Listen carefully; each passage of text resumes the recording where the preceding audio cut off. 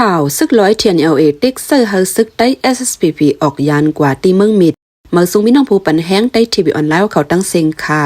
ข่าวยิ่งก่อนเดี๋ยวมาอันเนปันข่าวดีเซเวงเมืองมิดเมืองได้ประหองนั่นซึกลอยตะอ้างเทียนLAติ๊กเซอร์เฮาซึกได้ SSPP ถอยออกกว่าตีเมืองมิดเลตั้งฝ่าย SSPP หลั่นกองยื้อเสปันฟังสติขึ้นในยาวกวนเนปืนดีลัดกว่าที่ข่าวซึกค้างเดกชินซับสเตย์มีเดียว่าเมื่อวันที่23เดือนธันวาคมปี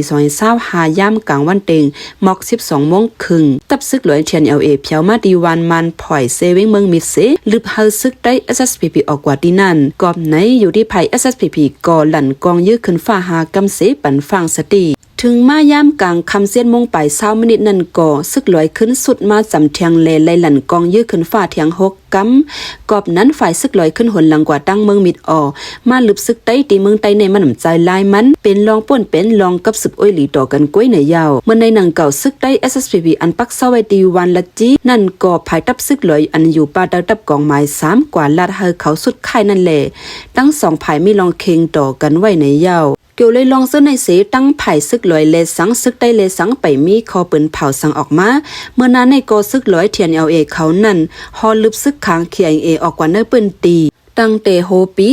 2025ต่อถึงเลือนทวน3ในซึกลอยเขาปอดทุบก้นซึกค้างเขียงในเมืองใต้ปอดห้องเสซิมเอาไว้ปางเศร้าตับซึกค้าง11ตีป้าตั้งลุมกับสารซึกค้างอันปักลุมไว้ดีเว้งกดขายในยาวข่าวโหในเฮาคาลิอังอิงเอามาดีข่าวตะกะเชนซับสเตย์มีเดียค่ะ